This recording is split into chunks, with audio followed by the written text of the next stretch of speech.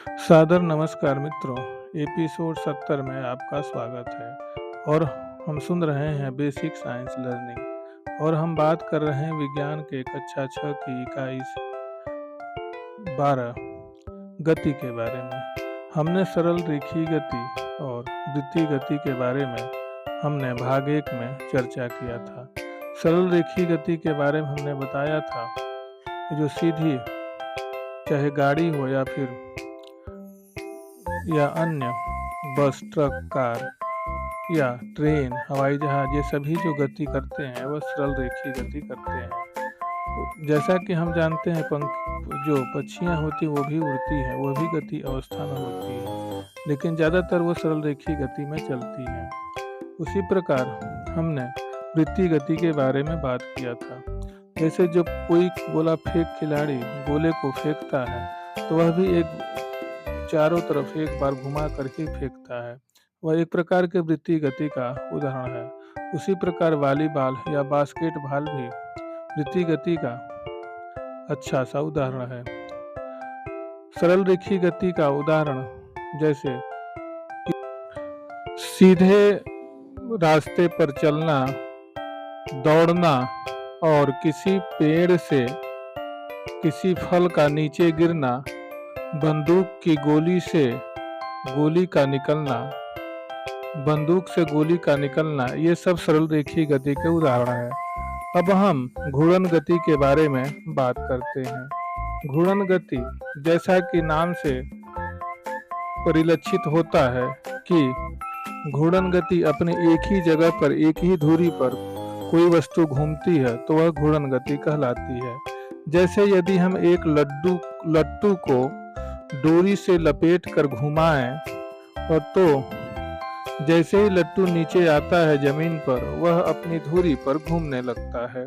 उसी प्रकार गाड़ी का पहिया भी अपनी धुरी पर घूमता है। यह भी एक घूर्णन गति का उदाहरण है। इस प्रकार की गति जो होती है वह घूर्णन गति का उदाहरण है। अतः जब कोई वस्तु अपनी धुरी या अक्ष के चारों ओर घूमती है तो उसको हम घूर्णन गति कहते हैं। तो यह घूर्णन गति की परिभाषा है कि जब कोई वस्तु अपनी धुरी या अक्ष के चारों ओर घूमते हैं तो उसकी गति घूर्णन गति कहलाती है। इसके घूर्णन गति के कई सारे उदाहरण हैं। जैसे हम अक्सर गांवों में देखते हैं कि कुम्हार अपने चाक का प्रयोग मिट्टी के बर्तन बनाने में करते हैं। उसमें हम क्या देखते हैं कि जब चाक घूमने लगता है तो मिट्टी का लोंदा चाक के बीच में रख देते हैं और वह कुम्हार गोल गोल बर्तन, घड़ा आदि, दीपक वगैरह बनाता है। उसी प्रकार फिरकी हम आसानी से कागज का बना सकते हैं और जैसे हम हवा में रखते हैं वह घूमने लगता है। उसी प्रकार घिरनी एक प्रकार की सरल मशीन है।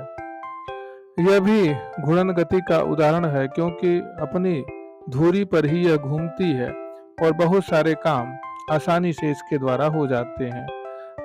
चरखे का जो पहिया होता है वह भी अपनी धुरी पर घूमता है, इसलिए चरखे का पहिया भी घूर्णन गति का एक उदाहरण है।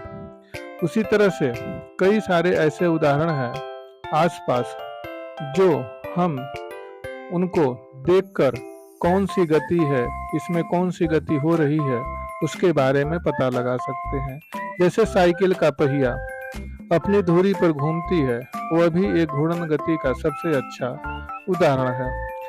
कुम्हार के चाक का उदाहरण तो हमने बताया ही। इसी प्रकार घिरनी का भी हमने उदाहरण बताया। कई घिरनियों को मिला करके जब भारी से भारी वजनों को आसानी से एक स्थान से दूसरे स्थान पर क्रेन द्वारा एक स्थान से दूसरे स्थान तक सामान को किया जा सकता है। यह घूर्णन गति के कारण ही संभव हो पाता है।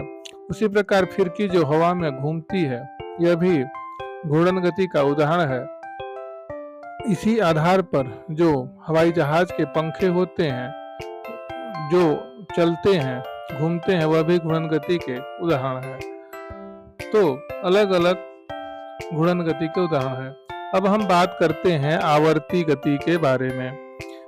हम अक्सर विद्यालय में, घर में लगी हुई घड़ियों को देखते हैं। कुछ घड़ियां डिजिटल या इलेक्ट्रॉनिक होती हैं, जबकि कुछ घड़ियां ऐसी होती हैं जिनमें सुई होती है। सुई की नोक की सहायता से हम बता सकते हैं कि कब कितना बजा है। तो जो प्रत्येक सुई होता है घड़ी की, वह घड़ी में 3 प्रकार की सुइयां होती हैं, जिनमें मुख्य रूप से घंटे की सुई, मिनट की सुई और सेकंड की सुई होती है।